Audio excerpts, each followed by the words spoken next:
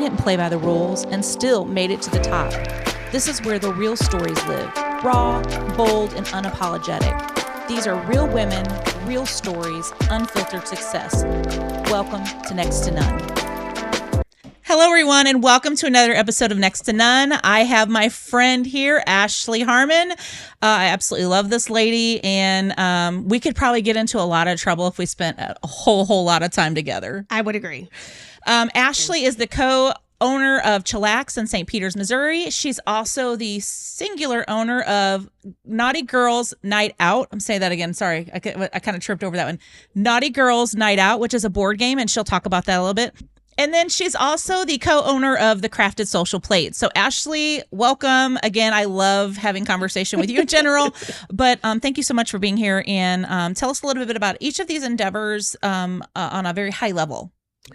Okay, so just to sum it up really quickly, Chillax Tap Co. We are a craft beer, craft cocktail experience. We opened up, I want to say like 9 days before COVID. My business partner and I, he had a vision for craft beer. He had a passion for craft beer, but we wanted to elevate the experience and make it cool, hip, and modern. So we incorporated, beers from different countries, different cities, art, music, and we just wanted to cultivate a community that's a safe space for everybody who enjoys, good food and good drinks. And then we also included food now too. So we have Vales Brothers in our kitchen. So we wanted to create that foundry space in our second location. I want to say that Naughty Girls Night Out was something that I thought of as like an activation. So something that we can put into bars and restaurants, but games that you can play at home that can generate sales and, help the ladies have a good time. And then with Crafted Social Plate, with me, myself being that entrepreneur for about 6 years, I've learned a lot of things. And I've learned that as an entrepreneur, my plate wasn't always full, that I was feeding other people, that I was putting things on my plate that gave me acid reflux as far as running a business and running my life by itself. So that Crafted Social Plate is consulting other entrepreneurs, whether you have a brick and mortar or you're doing things from home, and helping you design that business plate that makes you healthy, full, and satisfied at the same time, but giving you those real life experiences, those do's and don'ts that I did. And then I just want to help assist other people. I'm like that helper. So I want to help people and I want to help them thrive. And I want to see people succeed because that fills my bucket. I love that. And I want to say this about Ashley. Ashley is extremely creative. She comes up with things off the top of her head that sometimes I'm like, where did that come from?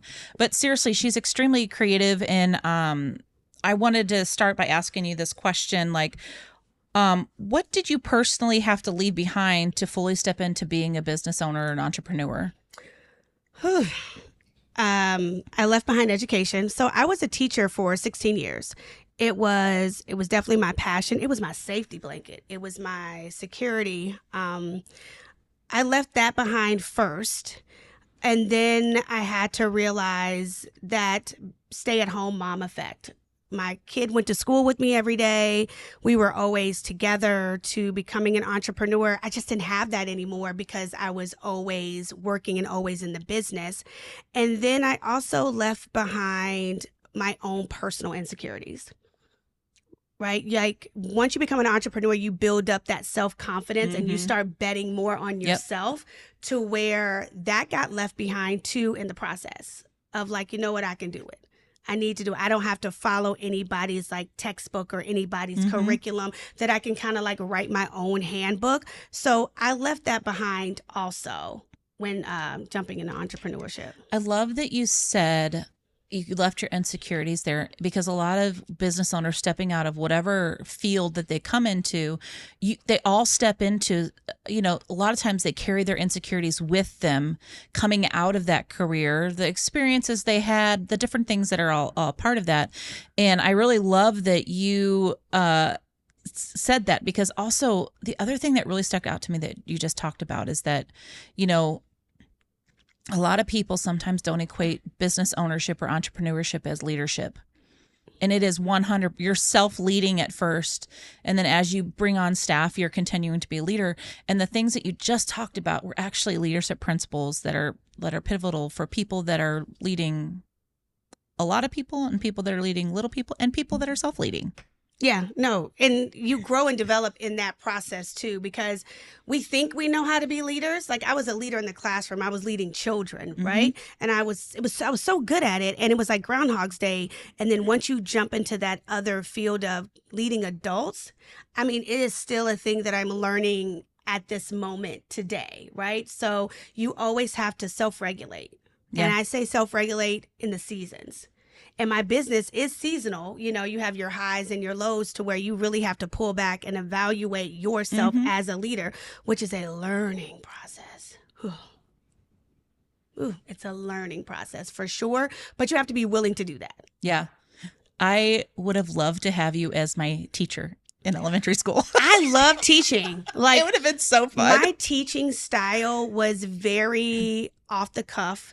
It was I was walking on desk. I used to play music. So I used to teach reading comprehensions with like different rap songs. I always had a Beyonce song, I had a Taylor Swift song, I had a Jay-Z song, I had an Outkast song, and I would like teach reading comprehension through that.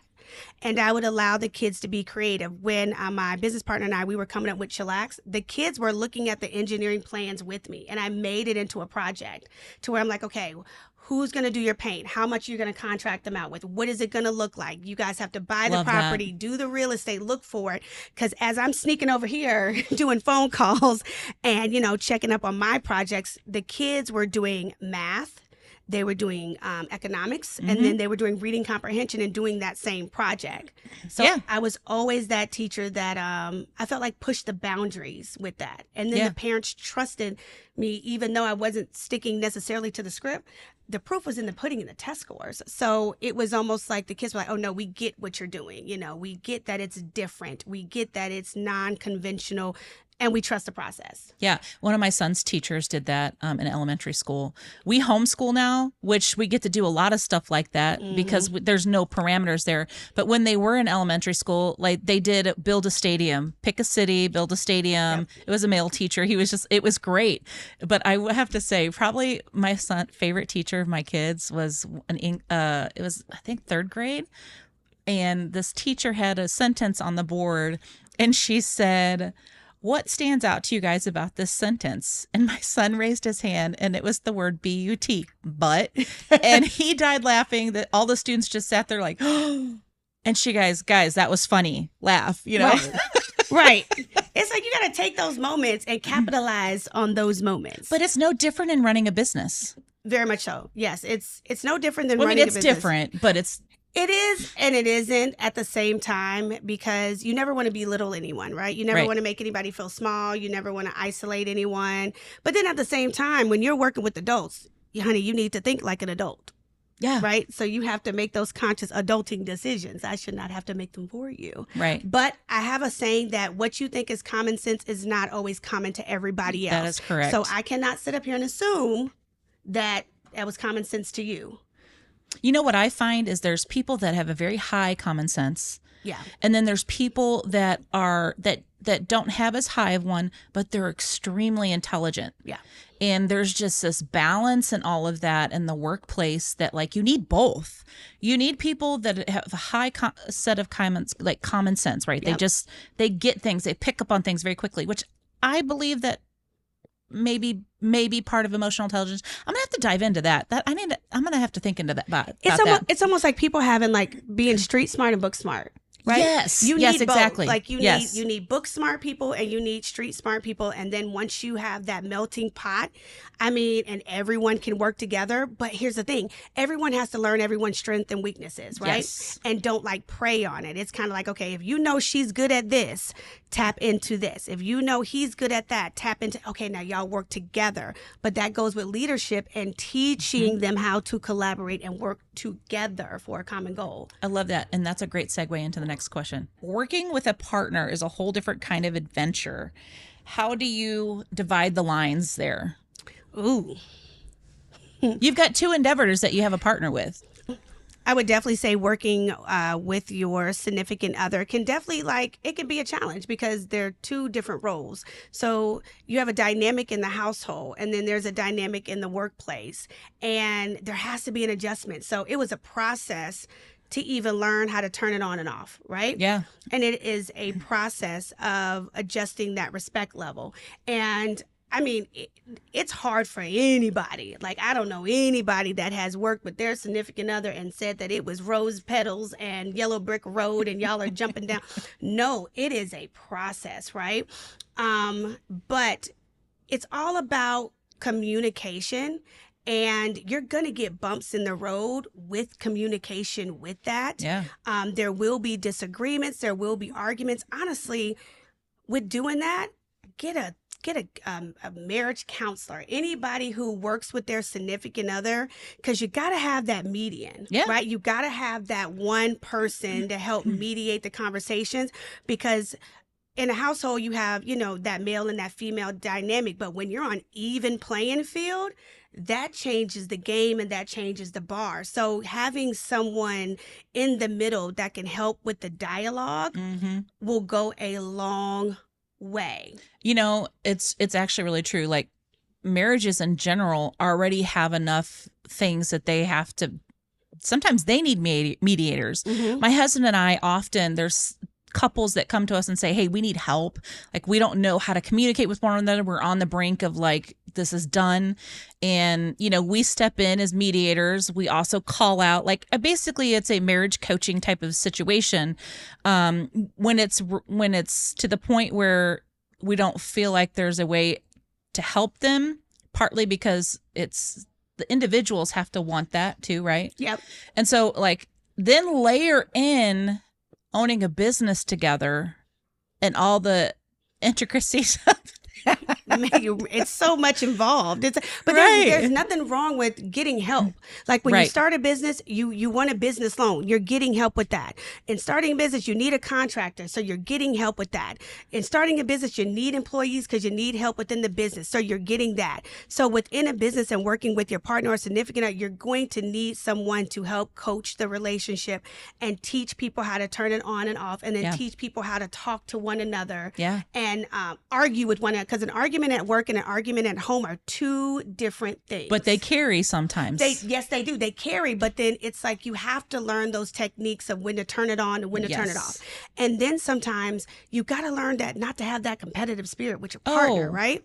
That's another thing, because you still have a male and a female chromosome. Like, the male is the almighty, the woman is that supporter, but at the same time, the almighty. hey, well, some men are like they are the men, like the head of the Aren't household. you glad I didn't say my man? A man, because you be like, my man, my man, my man. You do.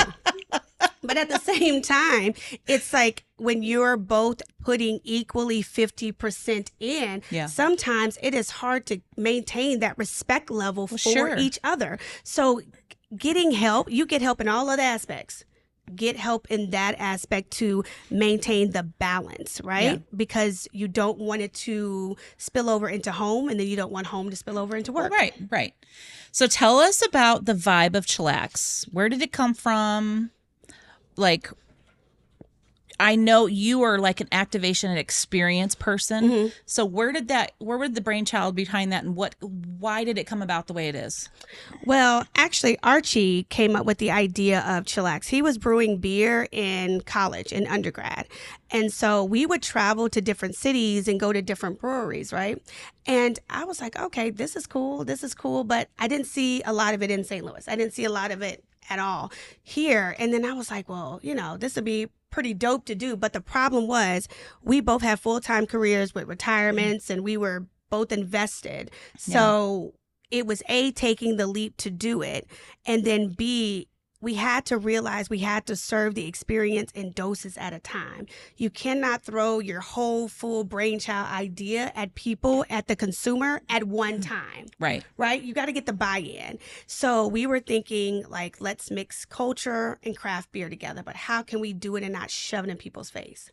And you think about, where would you want to hang out, right? And you want to hang out where the ambiance and the music is cool, where you can bring your pets, you can bring your kids, but then you can listen to music from back to college and in high school, right? You can get the craft beers that all the guys get in the city, and you don't have to travel that far to do it. So we just watch what's around us. And, we go to other places and other bars, and we're like, okay, how can we incorporate it and make it like our own, right? like, excuse me, for example, Chick-fil-A. Chick-fil-A is known for their Chick-fil-A sauce, right? They started that trend. But then what do you have? Cane's? Yeah. Cane's came out with chicken tenders just like Chick-fil-A. And what did they do? They made their own special secret sauce. Okay? Yeah. Doing the same exact thing, right? So that's all you're doing is you're taking a concept and then you're flipping it in your own way, but you're feeding it to the consumer in increments at a time because you're getting a buy-in every single time. So then once we got our second location, I was like, okay, it's such a big building. You know, we got to do activations. We have to do things that keep people coming in. And with me being that true Virgo, I always tell people me and Michael Jackson share the same birthday. So just like, you know, he was mantic over his album and he was mantic over certain things. That's how I am with ideas.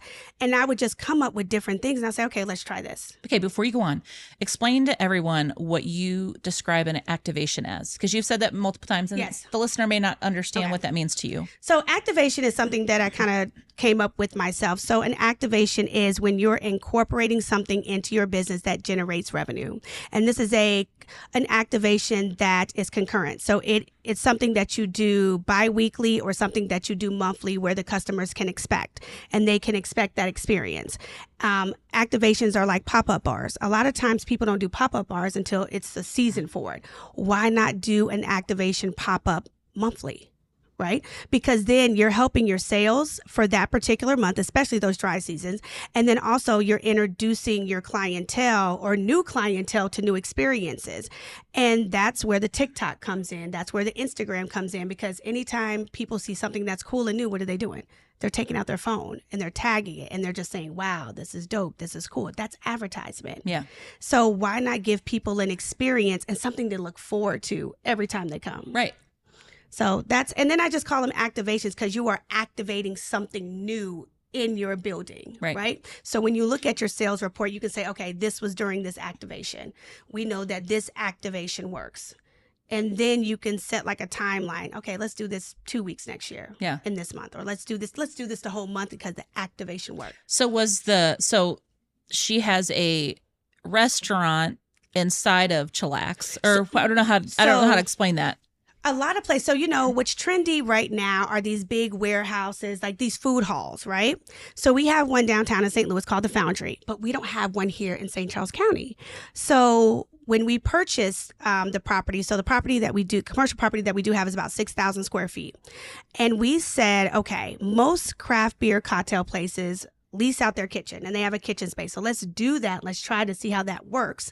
And then we were thinking, oh my God, the building is still so big. Like, what else can we do with it? So the goal is to open it to more and new restaurants and bars and places to where A, we're giving the community something different every couple years. Mm-hmm. B, we're giving brand new businesses a chance to have a commercial space, to have a drive-through, to do catering, to do events.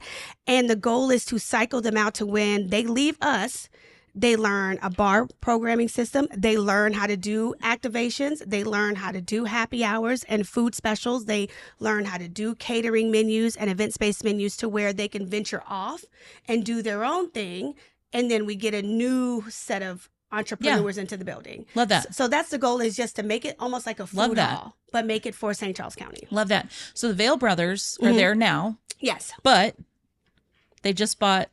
Yeah, so they just bought like their fifth location is the one that they're releasing this week, and they were able to purchase that property. That's awesome. Which is a major thing. You know, they are a homegrown restaurant here in St. Charles. I think when we first, well, not St. Charles, St. Louis, apologies, because when we met them, we didn't know them. We sent them like a cold email with the whole PR package, and they were in Del Mar Loop, and then they were also in Manchester. Oh, okay. And so since we've been collaborating, they opened one in Houston. They have one off of Page, which is a burger restaurant. They have one in North County. And then now they have their new location, Vail's Kitchen Cocktails, which they own that property, which is huge. Yeah. Which is a major accomplishment. But that is what the building is supposed to do. I love that. That's the goal of Chillax Tap Co. as like a company, is to be able to do, to provide that space Yeah. for entrepreneurs to like learn, grow, have your hiccups, have your bumps, Yeah. know what to do, what not to do. So when you get your own space, hey, you firing at all cylinders. You know what to do. You guys are kind of doing what I've seen some videos and I've read some articles and stuff about these individuals that are buying these big box stores that have gone out of business, and they're creating space in them for small entrepreneurs to have their own offices. Like my massage therapist is in it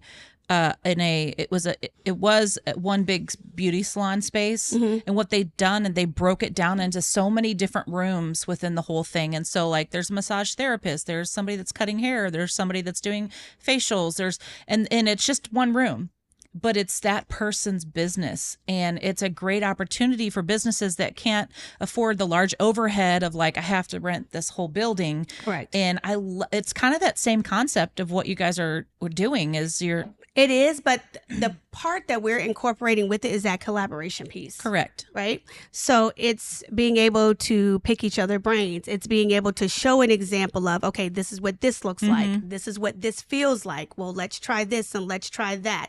You know, anything that's worthwhile doing has a collaboration. You gotta think of like the greatest album of all time, right? Michael Jackson Thriller. His biggest collaborator was who? Quincy Jones, right? You got to think of Snoop Dogg's biggest album. His best collaborator was who? Dr. Dre. Nobody who does great things does it by themselves. Correct. Nobody does it by themselves. But you have to learn how to collaborate to make that happen. You don't see Dr. Dre running onto the stage every time he gets where said, I did that. I made him. No, you sit back and you watch and you say, you know what? I'm proud of you. Okay, I have to say, I love Snoop on The Voice. Oh, now he is the best on The Voice. I love him. He's just such I a like mess. him. Although He's the entertaining. 4 that are on right now, so there's Michael Bublé, Yes. Reba McEntire. Yes. The one guy from One Direction. Oh, dude. Yeah. Liam. He's. I think Liam was the one that died. Oh, okay. It's one of them. Sorry, that passed I away. can't remember. We want to cut this one out, but it's the one guy from One Direction. No. Oh, the dead part. Yeah. Yeah. But, so anyway, so the 4 that are on right now, I think have the most incredible chemistry. Yes. And the collaboration and all of that is just beautiful. But anyway, you're right. Collaboration sometimes is really overlooked in business. Like I was just talking to you before we started. There's another woman that does similar things that I do, but I'm like, how can we collaborate and help one another? I don't need to compete with you because the clients that I get or the customers that I get are going to be the customers that I get, and the customers you usually get will be yours. But finding ways to collaborate with people, I think, is also what makes entrepreneurs successful long term. 1,000%. I'm telling you, that is 1,000%. Nobody wants to have all the weight on their shoulders. I mean, that's a heavy load. Yeah. And I'd rather work with 5 brains than one. Yeah. Okay. Question for you. What kind of leader are you inside Chillax? Ooh. Are you hands-on? Are you visionary? Are you a coach? Like, Oh, Jesus. I would say, me personally, I'm very hands-on. Probably too hands-on because sometimes they tell me to get from we can behind talk the bar. about that. I know. And they tell me to get out the way. So yes, I can be very hands-on. I'm working on that. And I would definitely say visionary. I like right now I have a whole Halloween pop-up bar experience. So I have spiders everywhere. There's cocktails with different themes, and I incorporate just that whole Ew. experience in there. It's so fun. I don't like spiders at all. I have huge spiders that are on the wall, but I can sit there and look and picture it in my head and just do it. And just like do it. So I would definitely say the visionary aspect of it, but I'm a creative person. You are. So I would definitely say visionary and hands-on and too hands-on. But I do pride myself on being able to like get in the thick of things with like my staff. So when they do come and they do have their gripes about certain things, I get it and I understand because I saw it, I see it, I feel it. And when I work, nobody really knows I'm, one of the owners because I bust tables, I sweep, I mop, I stand on ladders. Yeah. I wash dishes. I do all the things. You do. So you do all the things. Oh man. I do all the things. And I should step back a little bit and, let the ladies do their thing because they got it. But that's that mama bear syndrome. Let's press into that a little bit. Why do you think that you can't let go of that? It's a control thing. What are you controlling? I don't know. I feel like I have to control the narrative. Okay. Right? That makes sense. But I know. Okay. But, I mean, that's probably why I haven't had a vacation in forever. And it's so funny because they'll see my number on the caller ID box and they'll pick up the phone. Ashley, we know you are looking in the camera. Everything is fine. Like, they're like, everything is fine, Ashley. I said, I just wanted to hear. I needed to hear what's going on. And they're like, we're fine. So I'm getting better. Good job. And I know it's getting better, but I'm still a mama bear at the end of the day. Is that type A? I am. It's not type A. It is what I look at it as is and there's actually a lot of entrepreneurs that are like this. They have such a tight control on things because they feel like if they let it go, it's going to fall apart. Yes, That's also translates into the business world. When you have a leader that's leading someone and they're holding, I actually just wrote a blog about this, about micromanagement. Oosh, that's me. I should have my I'll face send right it to there. you. Ashley's face should be right there as a micromanager because that's what I am. But that can really, long term, what that ends up doing in an organization, whether it's a small or smaller business, medium business, whatever. We don't say small business. Excuse me, here. medium-sized business. We don't even say that. We say local because we don't make small Local decisions. business. I don't care if you are working out of your kitchen, okay? You are not a small business because you That's make true. big decisions. You make big sacrifices. You do. Those checks I love are that. big to you. So you are a local business, Love but that. you don't make, there's not one small decision that you make That's as a true. business owner. Not one. Okay. Small, medium-sized businesses are usually contained to You when still they said it. just let me finish what Oh, I'm saying. Okay. Typically, those are terms that are used in finance world. Like, okay, what's your threshold of income per year type of thing. That's typically the verbiage that's used. But anyway, my point is that micromanagement happens at every single level. When you see a CEO who's micromanaging, guess what? You're probably going to find a very toxic culture. If you see a leader of a department that's micromanaging, you're probably going to find that those people don't feel empowered to do their job in a way that they need to do their job. Or the reason why you hired them, they're really good at what they do. And so, yeah, micromanagement is not great. Oh, I know. Trust me. It is a process though. Okay. It is a process to learn how to. I am getting better. You are. I am celebrating with you. Hey. Like, for real. So don't think that I'm picking on you because I'm not. No, but see, I can take it, I can receive it, and I can identify that. Okay, that is one of my issues. So I have learned to let go on certain things and train on different aspects, and just teaching them how I think and process things. To where I do have Absolutely. some staff members that know how I think already. So they're like, "Well, Ashley, I know you would have thought of X, Y, and Z. So I did this and this and this." I'm like, "Girl, you know me. You know me." By the way, these are the type of conversations we have at our kitchen table. Correct. So I am getting coaching. I'm getting worked on as we speak. So, Well, okay. So, okay. What do you want to be remembered for? what do I want to be remembered for? It's a great question, isn't it? Yeah, because I want to be remembered for, because I think I've changed my mind, right? At first, I wanted to be known as I wanted people to say Ashley was dedicated. Ashley was Ashley was that dedicated person. She is that, she's a hard worker, but I don't want to be known for that, right? I don't want to be known for working myself to the ground. I don't want to be known for that person who helped everybody else but did not help herself. Sure. Right? Sure. Yeah. So I don't know. I think I'm in that transition period because my business is growing to where I have to really sit back and think and redefine what I want to be known for. Yes, I can be known for a great daughter, a great mom, a great sister, an understanding friend, but I don't know. I'm not sure yet. I love that, Ashley, because a lot of times we don't think that far ahead. We don't think about, I go back to my core values. Those are the things I want to be remembered for, right? Because those are the ways that my behaviors show up in those things. And that's just me personally. I've really spent a lot of time reflecting on that when I started my business, because I knew that, there's coaches and people that do what I do across the board, but I wanted to show up in a very specific type of way so that people knew what they were getting walking into it. Like I'm very authentic. I wanted to be very authentic. I wanted to be very genuine, and I want to be remembered for that. Like I'll tell you my mistakes I make. I'll tell you like times I didn't get it right, and I love that that's what you're doing right now, by the way.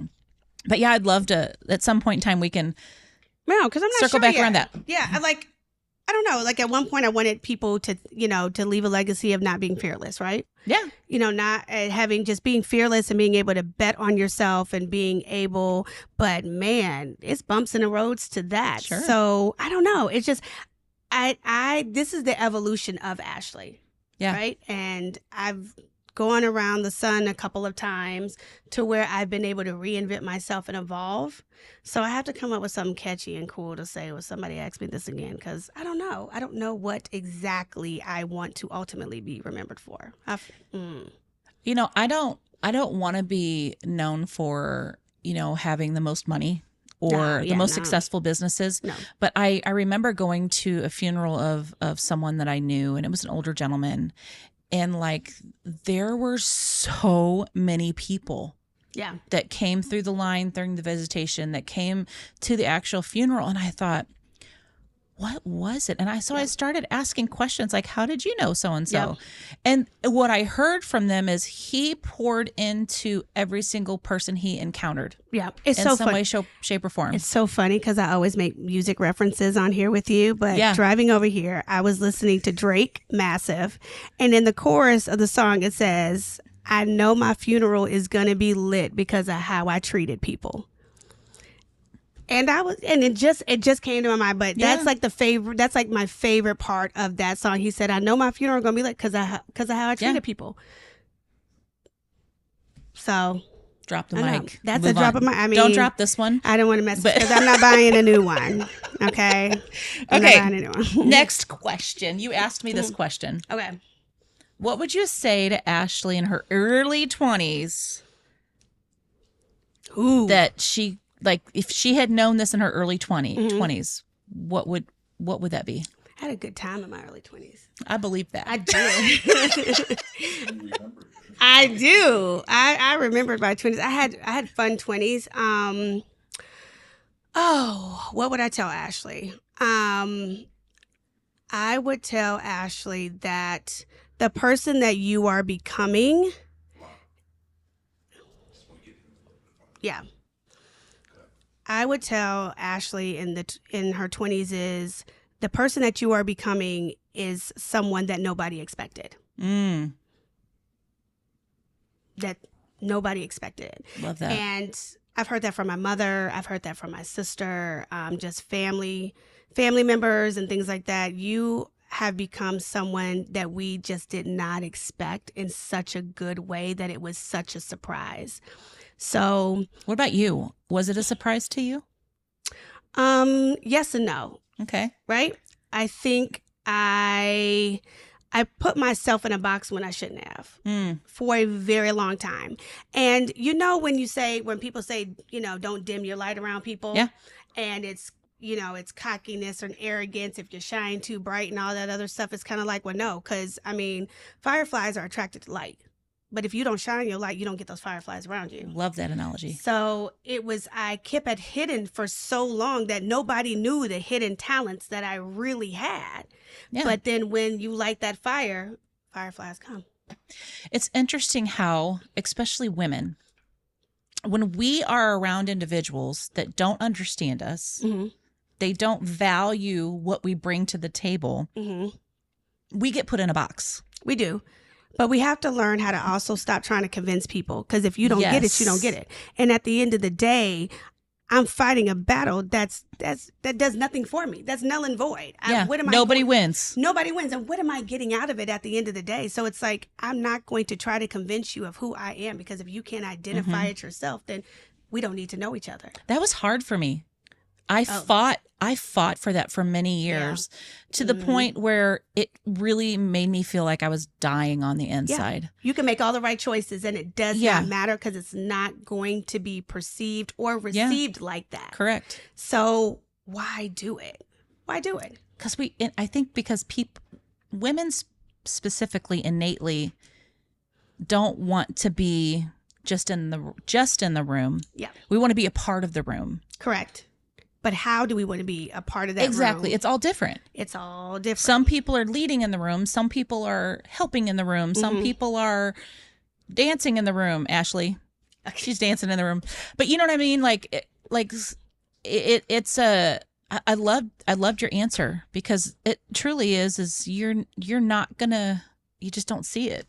Yeah, and you just don't see it, and I'm not here to convince you. Right. Because obviously you don't see it because it doesn't benefit you. Yes. So I'm dodging a bullet, I'm saving my energy, and I'm giving myself time to go to that next person who sees it, who receives it, and we can capitalize off of it, and we can grow together. And like contrary to any belief of just me, I don't want to be the star of the show. I like to be behind the scenes. I like to create things. I don't want to be the person that's always in front. I have the idea, hey, let's do it. And then I want to see you thrive with it. It's interesting. Some people take, sometimes with me, that I'll just sit back and watch, and that I'm not willing to step forward. I have no problem stepping forward. I mean, I stood and led worship literally for thousands of people on a weekend. You know what I'm saying? Like, I can step up and do it, but I don't need to. I don't have to. You don't have to. I don't have to be the one that's at the front of the room and telling all the things and doing all the things. You don't have to. One person that I do really admire that she gets criticized a lot is Mona Scott Young. So she was the manager of like Busta Rhymes, Missy Elliott, and then she started the Love and Hip Hop franchises.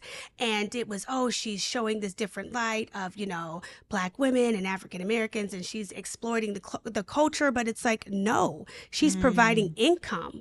She's had one of the longest running reality shows that has ever been on TV, right? She's created all these careers and all of these side hustles and created so much income for all of these people because of a brainchild and an idea that she was able to execute and follow through. Yeah. So why not? I feel like if you have that creative mind and that creative space, push people forward. So how does a woman get the boldness and the confidence to step beyond where they're in the corner of the room, that maybe they feel they should be in the front of the room and they feel like that's the right thing?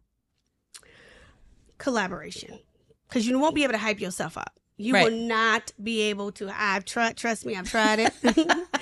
I have done the whole Issa Rae thing where you're standing in front of the mirror and you want to hype yourself up, and you write your motivating Post-it notes. You have to collaborate. I like those sometimes. They do, but I need just more than myself. Absolutely. To hype me up. So I would put yourself in a circle and a table where women think like you. Now, mind you, they don't have to have the same ideas as you, but they have to have that mindset. hustle. It's the mindset. It's that entrepreneurial mindset, because here's the thing. People are always like, oh, you shouldn't share all your ideas with everybody because they might try to steal it. I said, at the end of the day, it's not me. You're getting bits and pieces of it, but it's not me. And so that right there lets me know that you can't be at my table because you're so worried about what someone else is going to steal from me. Isn't it the highest form of flattery? It is, but at the same time, it's like it doesn't take away from what you've done. Right. Right. They're not. I jokingly say that, by the way. I know. Okay. It's okay. Now we're going to have to cut that part out. That was right. That's good. But I would just definitely say, or you can't tell everybody your entrepreneurial dreams because they're like, oh my God, you're leaving stability, you're leaving health insurance, you're leaving. 100%. So you have to kind of put yourself in a circle and in a room with people that can help, like, give you food for your soul. Yeah. So to the entrepreneur that doesn't feel like they're making progress, or they're not, we're talking about, women who are leading business, trying to lead a business, entrepreneur, and they can't seem to get forward motion. What do you tell them? Shoot your shot to that person that you want to learn from. Go to that president, go to that entrepreneur that you see thriving, go to that CEO and shoot your shot. The worst they can say is their plate is full and they can't do it. That's actually really great. It's a mentorship. I just finished. I'm really excited. I just finished a ebook for women, and it's just called Lead Boldly. And one of the pieces of it is talking about how important. There's 3 circles, but one of them is mentorship, and like women sometimes forget that we need that. Like, I personally have had a mentor in my life for, she's, I think, 15 years. Claudia Alexander is that person. When I am struggling in my business, in my marriage, in different friendships, I just go to her for everything. And she doesn't always she never actually outright gives me an answer. She goes, well, what do you think you should do? And I'm like, I don't want you to say that right now. I want you to just tell me what to do so I can just do it. Just tell me what to do. But she challenges me, and we all need that. But also, I learned from her, like, one of the statements years ago that I learned from her that I absolutely take to heart is, watch what people do, not what they say. Oh, yes. Oh, my God. And like, I never really thought about that before. And when she said that, I'm like, oh yeah, that is a great measure to utilize. I'm telling you, it's like you watch people's actions, not their words. Because a lot of times people are just talking just to be heard. Yes. Right? They're talking just to talk. You're either talking to gossip, plant seeds, or X, Y, and Z. But watch their actions and what they do. 100%. So you have mentors in your life. Yes, I have mentors. I have a mentee that I've worked with for about 3 years. Angel, CEO, president of Little Black Book. She has been my business mentor for almost like 5 years. And then Art Doll, Sherelle Speed, she's been my mentee for about 3 to 4 years. Mm-hmm. So it's both ways. And it's so funny, I learned from both of them, because a lot of times when I'm talking to Art Doll and I'll say things and I say, girl, I'm just saying this out loud because I need to hear this message too, and so do you. So I'm just saying it out loud so we can both hear it. Yeah. Because as I'm on my tangent or on my agenda, I'm learning from the process too. And then the same thing with Angel. She doesn't give me the answers. Yeah. But she questions my thought process Absolutely. in a way that makes me think about revenue, that makes me think about growth, that makes me think about 5 years down the line. So it's good questioning. It's not that bad questioning of, well, why are you going to do this? Well, why are you going to do that? It's like that, oh, okay. Because I know it's coming from a good place. Right. And I know it's coming from a place of, okay, Ashley, how can you still sit on this 10 years from now? It's so funny. I was coaching one of the executives that I work with, and I was talking to him about, like, hey, you need to make sure that you're taking strategic time to keep things aligned. And I'm just going through this, and then I get off the call and I'm like, I need to do that again. Right. I haven't done that in a minute. Hey, when you can check yourself and be like, how am I going to sit up here and get it? Let me do this myself. Let me take out this calendar so I can get this together. To me, those are like the most, I love those times, but at the same time, I'm like, dang, Amy, why didn't you think about that? I'm telling you, it's those aha moments. They are those aha moments. Those aha moments. Okay. What's next for you, and what excites you and scares you at the same time about moving forward in whatever endeavor that you're working on? Okay. Well, let's work on what scares me, because I think this is what a lot of entrepreneurs get stuck with: growth. More money, more problems. True. Right? Growth scares me. Not being stagnant, not being slow. Growth, because things change. People change. Environment changes. Your bills change. Growth scares me. I'm preparing myself for it. I'm in the thick of it. But if that would be one thing that I fear, would be that, because with me being so hands-on, I'm like, am I ever going to be able to take a break? Am I ever going to be able to take that vacation? Because it's growing so much. I'm always in the business. It's like, okay, when am I going to learn how to be reserved and take back? Right? 100%. Yeah. So that's what scares me. I'm excited for it. We build upon it. This is what we planned for, but it still terrifies me. What I'm excited for is the energy that I'm getting from the growth is producing a lot of these new ideas, and is pulling a new creative side out of me that I can explore and try new things. I never want to have a shoulda, coulda, woulda in a business, right? Yeah. I never want to sit back and my business closes and I said, dang, I wish I would have tried this, or I wish I would have tried that. Like, I'm doing everything that pops in my head and trying that idea out. And that's what I'm excited about. That's where Naughty Girls Night came out. That's where I have conversation cards now that I keep in the tap room, because there were so many people on Tinder dates. And I'm like, oh my God, put down your phone, like, and talk to each other. So what I created a deck of conversation cards to whether you just met, you're on your second or third Tinder date, or you've been married for 14, 15 years. When are those for sale? It's coming. Okay. Not yet. They're just been at Chillax.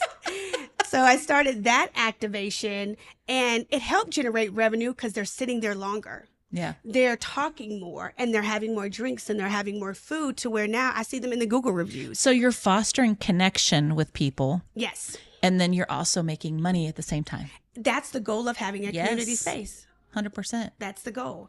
And then also I'm excited about doing Crafted Social Plate, because I felt like as an entrepreneur, I was building my quote unquote plate of success, where you have your protein, your carbs, and your veggies.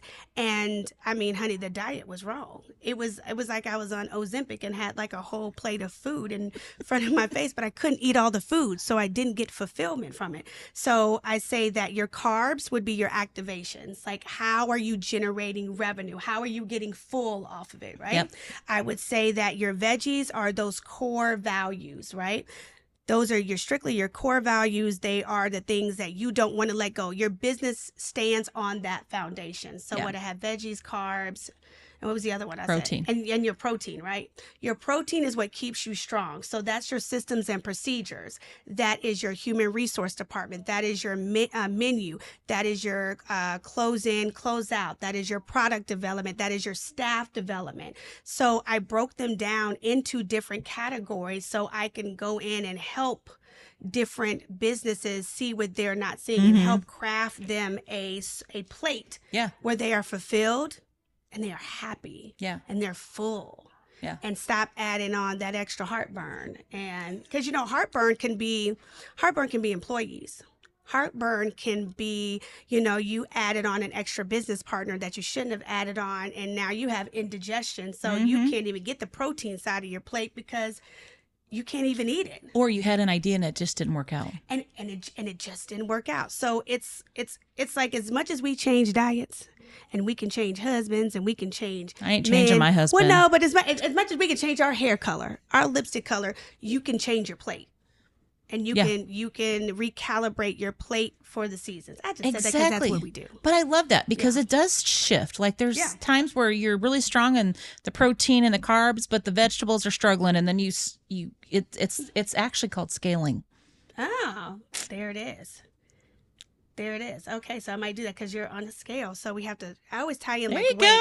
I always tie in like the weight, because it's easy for people to digest your message and what you provide for them. 100%. So my goal is not to turn all these places into a chillax, because everyone can't eat off the same plate that I'm eating off of, right? Right. If I like chicken, you like fish. So I'm going to build it off of what you like, what your core values are, and what you feel you are missing. Yeah. And come up with new creative ideas for your carbs. Yeah. Right? And come up with new systems and procedures for your veggies, so you don't lose the soul of your business and why you started it in the first place. Yeah. So that is what Crafted Social Plate is. I just want to be that person that comes in for that 6-month period of time and just help you go through the motions and recalibrate something that you've already created. It's not to change everything. We're just recalibrating it. Love that. So you can see the benefits of it and see the revenue from it. I think sometimes entrepreneurs quit early because they don't understand what you just talked about. Yeah. And it takes time. You have to be open to it. And a lot of times when people just want to pick your brain, and it's like, well, honey, everything that I'm about to say, you're not going to be able to digest. Right. So that's why a business coach helps, because you have to take this in increments. Yeah. Right? Yeah. And you have to put them in place for at least 30 days before you can tackle something else. Yeah. But then it's funny when people want to sit down with you, they pick your brain off of so much stuff, and then they walk away with an overload. Oh, I've been there. Yeah. They walk away with an overload, and you still walk away with nothing. Yeah. So I learned that too. So now, even when I talk to people about Crafted Social Plate, no, let's just sit down and do a diagnostic, and do it in small bites. Yeah. Small bites first. Love that. Well, I want to do a quick little commercial for our sponsor with True North Creative. Chris Clymer is the owner of True North Creative, and he sponsors our podcast. He's actually an excellent storyteller. I mean, I'm gonna let Ashley talk a little bit about Chris. Well, Chris is going to wait for our promo for Naughty Girls Night Out. We're gonna create a music video for it. Hey. We're gonna do a promo for the Naughty Girls Night Out game just off of branding alone. So I think Chris would be really good for just branding and product placement and getting eyes on, you know, whatever item you have for that consumer. 100%. But just knowing that he has just a vast variety and a vision for it. And his favorite rap artist is Tupac. So we really gonna have to recreate some stuff together, because we just sat up here and had a debate. They really did before we started filming. They really did. We did. But I do want to say this. Chris is probably the best storyteller that I have seen in video. And if you're wanting your business to go to the next level, you can reach out to him at Chris at, right? No, is that right? Wait, let me try that again. Yes. Chris at TrueNorthCreativeSTL.com. It's going to be so much editing, Chris, in this. It's going to be so much editing. This was a last minute thought. I know. Sorry. I could tell, because it's 55 minutes. Do you want me to start over with that? No, Okay. No, you're totally fine. Okay, I'm going to give his email address. Put B-roll over as you're talking. So if you want to reach out to Chris, it's Chris at TrueNorthCreativeSTL.com. And even if it's just to sit down with him, find out a little bit more about him, meet him, find out what he could do for your business, taking that business to the next level with video. Right? Mm-hmm. Yeah. Don't put that in there. Right? All right. Okay. So I'm going to end it. Okay. I feel like we're kind of at the end. Hey, Chris already told you have 55 minutes, honey. No, I don't. He just said it. I'm at 55 minutes. Right, which means you need to stop. I will stop. STOP. I wasn't the one talking the most. I'm just saying. I was. Because you should interject. I would wait for you to say it. Okay, I interject. I'm just kidding. Okay, so, well, Ashley, thank you so much for being here. I always have so much fun when I'm with you in general. We just have a good time. And she tried to put me on the hot seat, too. I did. I didn't try. I did. Oh, you did. I did. You did that. Anyway, thank you so much for being on here. So tell everybody where Chillax is at, where they can get Naughty Girls Night Out. Naughty Girls Night Out. Jesus. She cannot be in my commercial. She can't sell it. No. You cannot sell it. So let me try that again. Hold on. No, yeah. This is staying in. Yeah. I don't care. Mind you, she has her own game too. So if you want to check out the Chillax Tap Co experience, you can definitely head over to our website at www.chillaxstl.com, where we have our Chillax mobile unit and our pop-up bar system. So we have 2 mobile locations that we can travel. And of course, our building is 1320 Triad Center Drive in St. Peters, Missouri. So definitely come out to the location and get that experience. And then on social media platforms, Facebook and Instagram, you can follow us at Chillax St. Peters. And for everything Naughty Girls Night Out, you can head over to Bougie Beer Mom on Instagram and also chillax.com. Well, no, actually not chillax.com. Coming to the location, we have games in the building for sale. So you can definitely pick up your version of Naughty Girls Night Out, which, gotta, make sure you watch who you play with. And by the way, her Instagram, TikTok videos are so fun to watch. Oh, they're joy. It's great. Anyway, I really appreciate you coming back on, and it's always just a lot of fun. I know. Chris is going to say, y'all better cut this, because I'm not editing all of these videos all the time. All right, guys, we will see you. Well, I will see you next time. And I'll probably be back again, because we chat it up all the time. Yeah, we'll have something new to talk about.